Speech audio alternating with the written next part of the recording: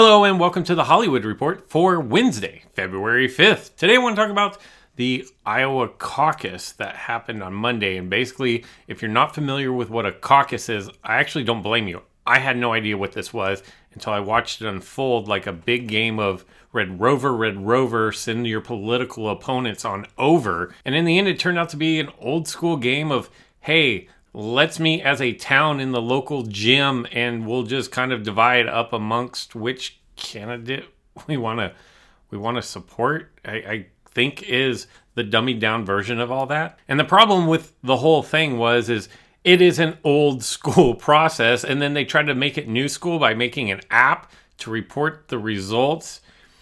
Yeah, the two did not mix well at all. And in fact, here's the ultimate sad takeaway from all of this. We're not going to debate whether an Iowa caucus is a good, a good measuring stick for the United States. But I do want to point out what the Iowa caucus meant to me personally. Now, I'm not one who's followed politics for the better majority of my life, but the recent train wreck of our government has caused me to look on, even though I don't want to, much in the same way you would look at a crash on the freeway, even though you don't want to. You can't help but stare and say, what the heck is going on here? And while I'm watching this, there's a couple of things that slap me in the face, and I don't know if you have a say in how politics is run in your life, but if you could pass the message along, I'm going to let you know that if you're a Democrat trying to get my vote, you're failing miserably. Here's the problem. You have this old school let's meet in the gym system of divvying up delegates, and then we're going to try to use electronics, but our electronics are going to fail and not work for at least 2 days. As of right now, I don't even think they have the final tallies of something that nobody cares about anymore. And the whole time while I'm watching this epic fail unfold on TV, the only thing that I really grasp out of all of this is the only thing Democrats care about is which nominee can beat Donald Trump. Now, say what you want about the Republicans, whether you like them, whether you dislike them, whether you think they're putting party over country. I'm not here to argue any of that. What I am here to say is if you as a Democrat are going to try to put together a front to take out the person who's in charge, you're not going to do it by being divided.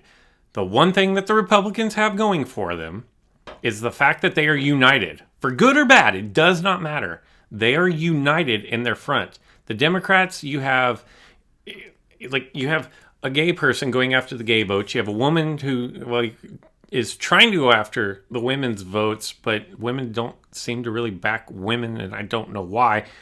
Then you have an independent who says, well, I'm independent over here, but running for president, I'm going to run as a Democrat. And then you have the upper class white guy. So if I am looking at this as a person who you, the Democrats, are trying to get my vote to not vote Republican, you're throwing 4 different options that don't have much overlap, and you can't even be unified on which option I should go with. Just say, pick one. Any of these are better, which they may or may not be.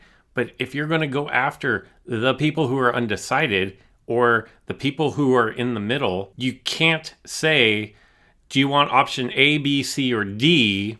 Or do you want to go over here where there's just one option and you know what you're going to get? It's not a good look. Anyway, that's about as political as I'm ever going to get on this platform.